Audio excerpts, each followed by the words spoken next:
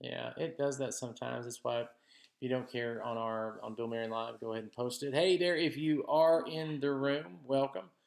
And so we appreciate you being here. It says we have an excellent connection, but I do see a little bit of lag, and we keep getting a little bit better at our live stuff. But hey, we're still learning. I'm still not completely satisfied with everything as far as the way it's set up. But we're here, and if you're here, welcome. And we'll be looking forward to your comments in the chat. If, in case you're new to this channel, my name is Bill Marion. That's the name of the channel. We do a little bit of everything, including talking about very, very calm subjects that are not controversial at all. That's right. We are totally, totally advertiser friendly on this channel. Of course, right now it is telling me that YouTube is not receiving enough video to maintain a smooth amount of streaming. Don't even ask me why. I have no idea. Nevertheless, I just want to inform you that we are going to be talking about something totally not controversial. We're going to talk about gun control in the state of Virginia. Isn't that a relaxing topic? There you go. This video probably just instantly got demonetized. Regardless, there's some crazy stuff going on right now in the great state of Virginia. It'll take a few moments before some of your amazing comments pop up on the screen. I got Carolyn here in the room with me. She's going to be working as my engineer guru person. She said she is not to be on camera tonight, so I can't turn the computer around, but I would love to. If you are joining us in this crazy buffering stream going on, I think it's the OBS software. I'm not sure. Hey, it's free. What can you expect? But nevertheless, I'm glad you're here. Welcome to the channel and welcome to our crazy topic tonight, gun control in the state of Virginia. And as always on my wonderful channel, we usually end up talking about aliens. I don't know why. It just happens, or Bigfoot, or just crazy topics. But we're starting out with gun control in the state of Virginia. So I hope that you enjoy the topic. Carolyn will keep me posted on some of the crazier comments. Keep your comments friendly and keep your comments safe and nice to other people. If you decide to have a discussion within the chat, that is great. Matter of fact, the longer you watch this video, the better. So feel free to talk it up, chat it up, but be nice to each other and try not to use profanity and things like that because it ends up messing the video up and all that stuff. Do the best you can. Anyway, again, my name is Bill Marion. Welcome. So this is what's been in the news, especially if you're local and live in the area of Virginia that we live in, which is sort of the mountainous part of the state of Virginia, the rural part of the state of Virginia, farms and cows and farmers and things like that. And it's a wonderful area. I love this area. Now, we've only lived in Virginia for a couple of years, not quite 2 years. We're new to the state. We still love it. But I am an official Virginia resident. This next election, I will be voting for the first time in the great state of Virginia. Virginia is awesome. I mean, you got everything here. It's not landlocked. You got the Atlantic Ocean on one side, man. You can jump over to one part of the state, eat some amazing seafood, and then jump to another part of the state and see amazing views of the Shenandoah Valley. Virginia is awesome. If you've never been here, you need to come visit. However, the new governor, Governor Ralph Northam, he's kind of new, but he's got a new Democrat-controlled legislature. It's the first legislature, can't talk, sorry. This new Democrat-controlled legislature, did it again, is the first time that the Democrats have controlled all of Virginia's government. That doesn't scare me too bad, man. I know a lot of Democrats, I know a lot of Republicans, and people are people, regardless of their party.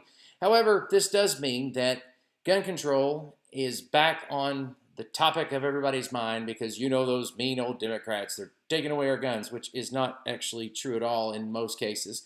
But that's sort of the thing, you know, if there's a lot of Democrats in office, they're going to get rid of all the guns. Well, let's take a look at what Governor, and we don't do this most of the time on this channel. We don't talk about topics that are serious. We're kind of a travel, fun, happy-go-lucky kind of channel. But when it comes to issues like this, I'd like to pop in and weigh in. Why? Because we do a lot of exploring on this channel in wonderful, beautiful places that are in the middle of nowhere where people like guns. I happen to like guns myself. I'm an old country boy from the deep south, and we like our guns. That's the truth. I mean, it's a hobby. It's something that's passed from generation to generation. But Governor Ralph Northam, in light of the tragic shooting that happened at Virginia Beach, that was horrific, and it's when I think about that, my heart breaks because of all the shootings we've had over the past several years. He is suggesting several different pieces of legislature that well, let's just put it this way, gun owners are not happy with at all. So let's take a look at these one at a time. I'm going to check the comments, make sure I'm not missing anybody. Hey, Bill, Strong's Adventure, he's in there. Big Frog Barbecue, hey, y'all. Hey, guys, if you can, share this video. I appreciate you being there. If you're watching right now, be sure to share this video. Don't be ashamed of this channel. This channel loves you very much. Don't be ashamed. Share this video right now. Hey, Buster, good to see you. But the reason why is because if you have people that are interested in firearms, they collect them or whatever the case is, this video it's for you. I mean, it's for all kinds of people, because historically, when Virginia sneezes, the rest of the U.S. gets a cold. And that's not a bad thing. It's just, it's the nature of Virginia. They've always kind of controlled the temperature of the rest of the nation. It's weird that way. Virginia also, I mean, if you think about it, Virginia's been here a long time. The people in Virginia, they've been here a long time. So what does that mean? That means that, well, they're a lot more moderate most of the time. They're a lot peaceful. They're conservative. Even if they're Democrats, they're conservative. They're good people. This is a great state. I know these people. They're wonderful. And here's the thing. This is what the gun control thing looks like. First of all, he wants Governor Northam wants a complete ban on assault weapons, all of them. Silencers, high-capacity magazines, and other dangerous weapons. I think the term other dangerous weapons is what really bothers me, because what does that exactly mean? A slingshot? Do you know when I was a kid, they taught us, I'm serious, Carolyn, slingshot is a dangerous weapon. You know, the little ball bearings in there? Oh, man, you could... It took out Goliath. It took out Goliath. A different kind of sling, though. It's a sling. A sling took out Goliath. So if Governor Northam removes slingshots from the state of Virginia, we will not be able to kill giants. And that is a tragedy. But still, it's scary. What? It's scary to think that other dangerous weapons. I need more clarity there. I think that's just kind of an open-ended statement for down the road, like if something else pops up. But it's a ban on assault weapons. Now, if you're a gun owner and you love gun rights as far as the Constitution's concerned, gun owners tend to lean towards no regulation at all. So you got one side of the argument saying no regulation, none, no regulation at all. And another side of the argument, I guess, would be no guns at all. That'd be the extreme, that you can't, private gun ownership should be illegal. That would be the other extreme. Requiring background checks is the other thing Governor Northam wants to do, is to require background checks on all firearm transactions. Now, here's where I have just a little bit of a time myself. Hey, guys, Matt Sieber. Good evening, Matt Sieber. Good to talk to you. Mr. Owen, hey. And I'm trying to see if I missed anybody. Brett, good. You're right, Bill. That's right, Brett. And I'll tell you, it's an important conversation, because I have this issue with, I love the government. The government's great, especially our government. I love the U.S. But sometimes the government kind of infringes too much on the people. It's just one of those things. I'll let y'all talk about that in the comments while I get a drink right here. I've switched to diet because of diabetes. I'm staying fit. I'm staying ready. Anyway, he wants to reinstate the law that was repealed back in 2012, allowing no more than one handgun purchase per month. I don't have a handgun addiction, but I do sympathize with those who do. If you need a handgun once a month, you should have the right to have a handgun, to go buy one once a month. The bottom line is, seriously, is that I have an issue with any time the government tells somebody when they can buy a firearm. That's just me. And the reason why is because owning firearms is a constitutional right. Because at what point do you start chipping away at all the other rights? And we'll talk about that in a little bit. I'm playing around with some of these things and having fun, but there's a serious side to this beyond this what I call it, the Gun Confiscation Act. But outside of just the issue of guns, there are other issues that need to be discussed. Once you start trimming away at the Constitution, you might as well throw the whole thing away. He also wants to allow municipalities to enact ordinances that are stricter than the state law. Among the examples that are cited, ruling ban guns in libraries or municipal buildings. Because here's the thing, you have to have a firearm to go in a library. Do you know how dangerous libraries are? Do you know what kind of books are in libraries? Books about guns are in libraries. And if you have a gun and there's a book about, oh man, it's just scary stuff. Yeah, it's ridiculous. Require lost or stolen guns to be reported to authorities within days. You know what? Are they going to help you find your gun? Is that how that works? I'm trying to think of the purpose behind that. I mean, how I understand the purpose. I know somebody would chime in and say, "Here's the reason."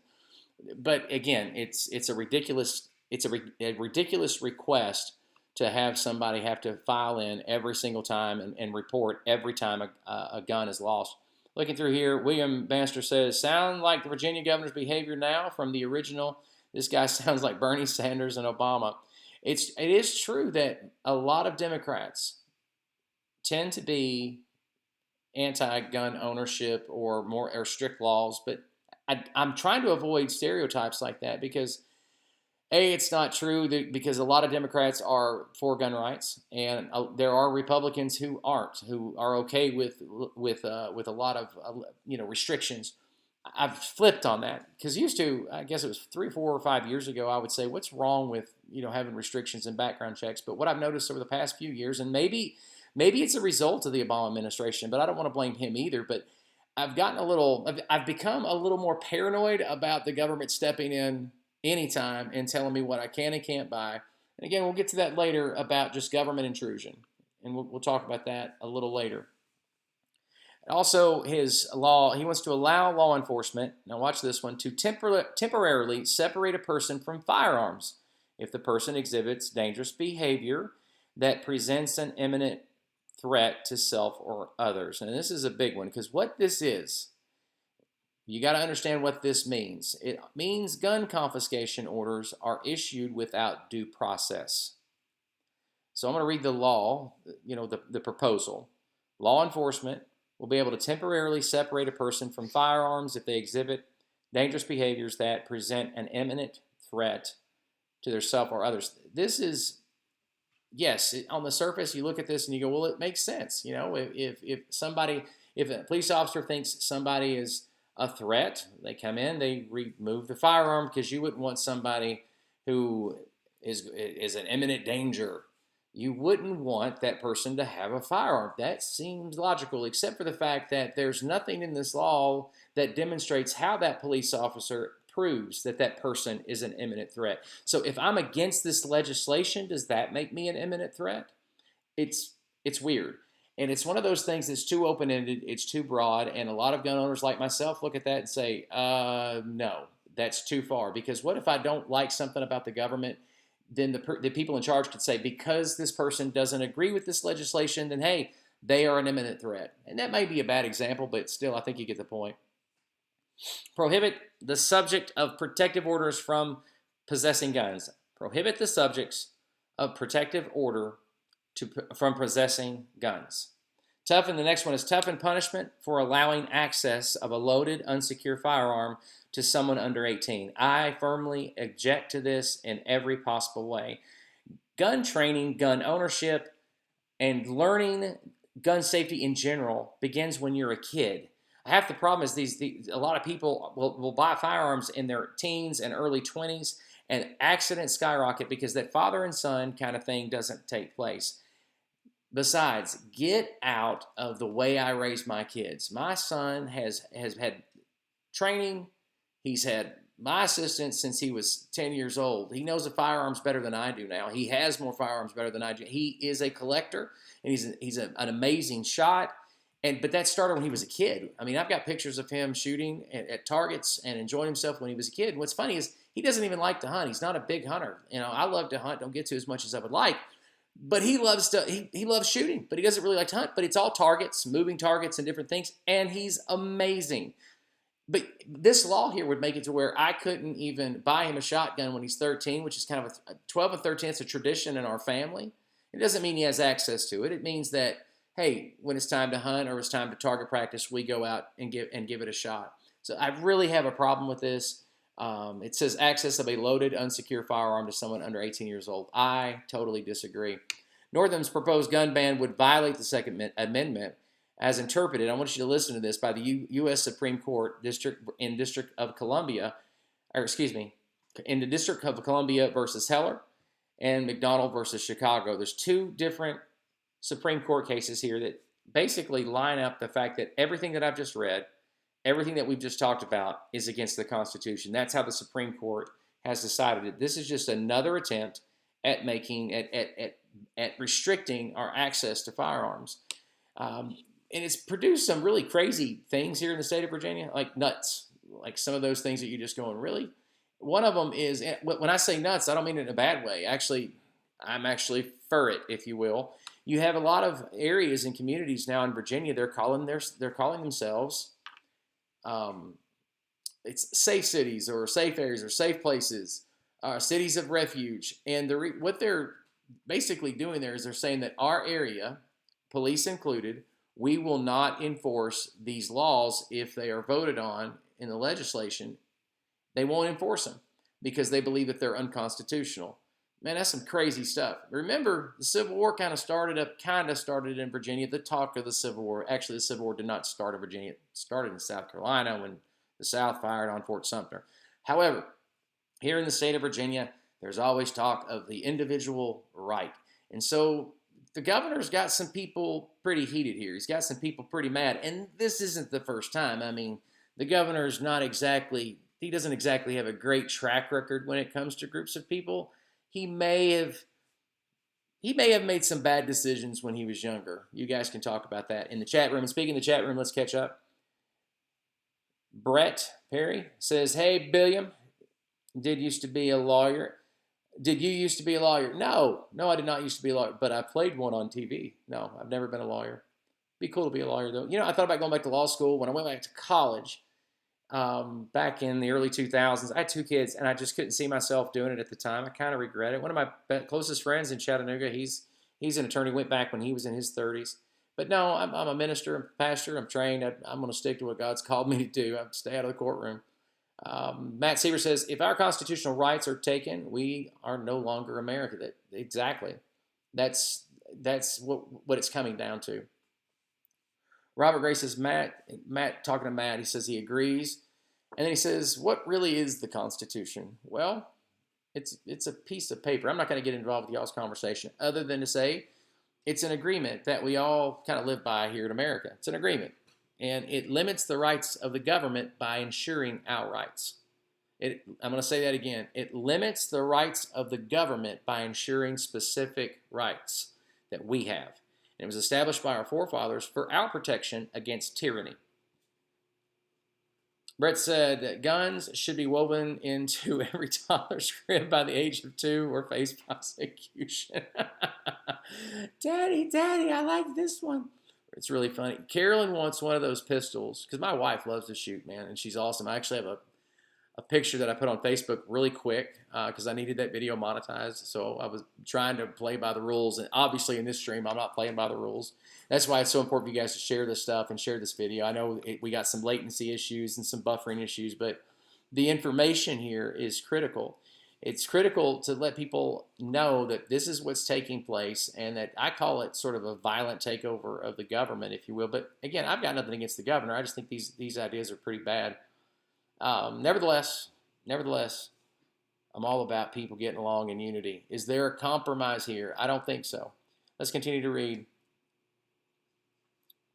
Matt says, "If we the people do not stand now, it's over." Matt, I agree with you. I totally agree with you. But I'll be honest with you. I think we should have started a few years ago. I honestly don't. I mean, if you look at the legislation here in Virginia, and again, Virginia kind of sets a tone. It's a tone-setting kind of state. If you look at what's happening here in Virginia, the Virginians voted the legislatures in office. They voted for the governor, and when he, in this age of shaming people and bringing up stuff that happened 20 years ago and all that junk, you guys know what I'm talking about. He did something that modern society would think is pretty bad, and they didn't run him out. He's still up there, And so, if this happens in more states, this is the direction that it's going to go. And Republicans are partially to blame too, because we champion state rights. I champion state rights, but this is the state voted these guys in and these gals in. So this is what you get. So I look at it as I hope it's not too late. That's the way I look at it. Matt, I apologize. You're right. It is sanctuary counties and not what I said. What did I say? Safe places or something? Cities of refuge. I'm sorry. Got my notes confused, I guess. The sanctuary cities. Robert Gray, there's some other conversation there. Matt again says, No hunting and target practice to form and maintain a militia. Not hunting and target practice to form and maintain a militia to stand against all enemies, foreign and domestic. Matt, you kind of hit the nail on the head. I wasn't going to go too far deep into that, but the bottom line is that gun ownership was to protect us from tyranny. It wasn't just to hunt. And the problem that I have is when the government is trying to take a right away that you have to defend yourself against tyranny, that in itself makes the act suspicious. And also it's that whole thing of punishing the vast, overwhelming majority of gun owners over a few morons, a few criminally insane idiots, and you're punishing everybody else. That's wrong. That works in like basic training. When you're in the Army, it works. You punish. If one guy messes up, you punish everybody. But why don't you do that in the rest of your career in the Army? Because it doesn't work. It doesn't work. Robert Gray says something like, well, I'm not going to repeat what he said, but hey, love you anyway, Robert. Dennis Jackson said they are already voting for sanctuary cities and counties in Kentucky. You're going to see more of that to come, Dennis. I'm convinced of that. You'll see more of that around the U.S. as these things happen. They don't have a leg to stand on. After all, the state, when you pass something at there at the Capitol, the county legislation, they don't have to. They have to go along with it. They don't have the right to say, nah, we're not doing this because we don't believe in it. There's plenty of evidence there that says that's not a thing. So even as they are voting those things in, it doesn't have any teeth. It's no different than the South seceding from the Union. And I'm not trying to start that mess, but it really didn't have any effect. It had no effect whatsoever. It's the North looked at it and said, you can't do that. And they went into, and they fought a war. Going back down here, critical psycho. Robert, can you be a little more specific? Because I'm not getting into, I don't know what you're talking about. I don't mean that ugly at all. I'm not sure what you're saying there. It says critical succubus. I'm not sure what we're talking about there. I apologize. Big Frog says, other than guns, what rights in the Constitution have restrictions? We have like the freedom of speech. Let's take the freedom of speech for a minute. You can't walk into, we have freedom of speech, sort of. I'm going to talk more about that later. You can walk into a theater. You can't, excuse me, walk into a theater and scream fire if there's no fire because it is unsafe to do so. It's bad. Like you can't scream out. You can't have the freedom to speak and cause problems that are dangerous with your voice. And of course, there are also laws that protect people from saying, or protect citizens from the people that say bad things or lie about somebody. So there's a restriction there on freedom of speech. Is freedom of speech really freedom of speech? Robert Gray says, thanks, Bill. I didn't mean it bad, Robert. Please don't get mad at me. I'm just lost in the conversation. I was like, what is he talking about? I don't know what he's talking about. So please don't take that bad. This is, hey, Big Doug Leather. Well, so let's continue forward here with this mission. I appreciate you guys comment. I love your comments more than I love to talk. These declarations of these cities and these counties that are saying we're not a part of this, we're not going to enforce it. They've adopted resolutions and that basically say we are not going to enforce any unconstitutional gun laws according to the Virginia Citizen Defense League and gun rights organizations. And now you know the NRA is all over this. And the NRA, for better or for worse, because sometimes they annoy me, the NRA is all over this, and they're hammering people with emails and saying to wake up and all this stuff. And we had a huge protest that I didn't get to go to over in Richmond, if I'm not mistaken. And it was really funny of how polite. This is what was on the news. The news made it sound like the government was going to shut down in Virginia. Yeah, they said, oh, it's going to be horrible. And the truth of the matter is that it was an unbelievable, peaceful situation. Now, I've got a buddy of mine. He's a deputy in a county here. I don't want to mention his name because I don't have permission. It probably would be sort of a bad thing to mention his name.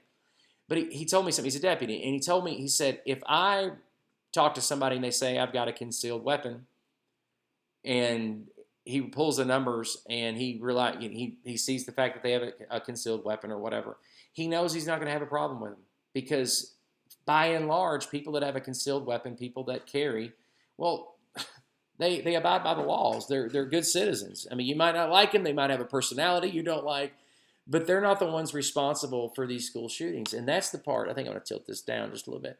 And that's the part that gets to me, is punishing everybody for the stupidity and ignorance and criminal behavior of one person, or these crazy copycat people who just keep doing the same things again and again. So it's one of those weird things. So let's talk about rights for a minute and jump in here, because I know you guys that are in here right now, it says 12 concurrent viewers. By the way, I'm so glad you guys are watching tonight. Thank you so much. Be sure to share it, like, subscribe, blah, blah, blah, all that good stuff. I've got a video coming out in a couple of days over on the Skyline. We went over there today because it was beautiful, and we're having this mild winter, but I'm actually going to put some additional stuff in there. You're going to want to look forward to that Thursday or maybe Friday at the latest. I think you'll really like that. It's a lot of fun. Matt Sieber says felons are not allowed to have guns, and that's true. And I've always wanted to look back into that one. I mean, I think it really depends on the crime. I know that's me going extreme, but to me, where do you draw the line? Where do you draw the line? I think there's some felons that, I'm not going to say anything else because that would be probably too far. That gets into my speculation.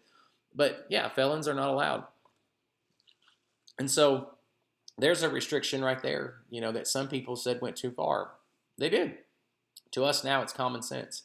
But there's another form of censorship that's taking place. This video right here, I'm going to give you a great example. This video right here, I have no doubt whatsoever that it's going to be demonetized. It's the topic of the video. Even though I didn't put it in the title, it's not going to go in the description. It's the topic of the video, and it doesn't match my normal content. Now, a lot of you, I've got 10 to 12, 15, it's bouncing back and forth of viewers in here. A lot of you guys have said, hey, Bill, we like your serious content. We like your live stream. Keep doing the live stream. We're really enjoying that. I enjoy it too. It's a matter of timing with my real job, and it's a matter of, I also really enjoy filming other stuff outdoors and putting it together and editing and things like that. However, when I do videos like this and we talk about serious subjects, it gets demonetized. So I reached out to YouTube and had an interaction, because I am verified, or whatever you could, not verified, if you get partnered, whatever, that term that means you can make money off YouTube. So they'll talk back and forth with you when you're at that status, and we do make a little money, thank God, off of YouTube, and it's great. But the conversation I had was kind of like this. If you make something, create a video, and you're not considered what they would call an expert or an authority, then the video is going to get demonetized, and it's not going to go anywhere. That's the way it was explained to me. But on this, what that does is that limits YouTubers like myself from being able to talk about things. And that's a pain. I mean, that's a real pain, because you want to get involved with these things. You want to talk about these things. I'm not a one-dimensional person any more than you guys are and gals, by the way, any more than you all are one-dimensional people. And so if you're not one-dimensional and I'm not one-dimensional, I want to make different kinds of videos, but I'm restricted on this channel to making the same type of mountains and beaches and exploration videos that we love to make. And when I do this, technically I lose revenue, which is why I've got to insert this. We want to start doing live weekly, but we have to have your help. Yes, here it comes, the pitch. I know you've heard every YouTuber in the world say this, but here's what we're trying to do. We need to establish a partner program. Now, in the past, I've said 100 times that I'm not going to do this on this channel. But what's happened is it's a supply and demand issue. We've got a lot of people putting a demand on us, but we can only give so much based on the income that YouTube is generating right now for us. So we're going to develop a partner program, and I want to invite every single one of you to join it. It's not available as of right now because we want to make it to where, A, it's reasonable and affordable, and B, that with the partner program, I'm not promising anything that I can't deliver on. We want to make sure to be able to keep our word on all of those things. We're going to go through Patreon probably. I know Patreon's a pain to a lot of people, but I hope that in that process that you guys will understand that money, I thought I'd turn my phone off. I had not. But with that money will then go into basically back into the channel to enable us to do other things. So I'm hoping that you will be a part of that in the days and weeks to come. And what that will do is that enables me to be able to spend the time that I need to spend and make the investments I need to invest in to where we can do this thing at least weekly and get together and talk about these events that are important and let you guys express yourself and basically just start the conversation. So I'm hoping you guys will consider that. Hello, Big Dog Leather. Looking down here through the comments, felons are not allowed. I think I've missed a couple. Lots of felons have guns, and lots of them don't go to jail till they commit a crime. But they didn't get them like most of us do. Probably, yes, that is absolutely true. It says, does a felon go to jail when it is discovered that they have a gun? Is having a gun a crime? From what I don't know. I haven't looked into that. I've not dealt with that. I've not ran into that anywhere. If you want the truth, Matt, I've not dealt with that anywhere. So I honestly don't know. I'm assuming they would just confiscate the gun, and I think it probably depends on like if they're on parole or something like that. Somebody could Google that and probably tell us. So I honestly don't know. Here's the other part about this is that the how the media portrays gun ownership and the gun lobby. I mean, they've turned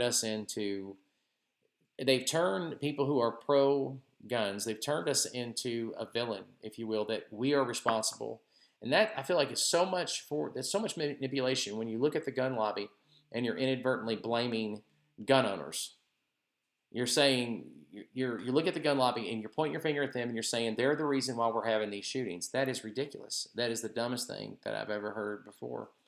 But thank you so much for stopping by, guys. I appreciate you stopping by, and I've had a great time. We want to do this more.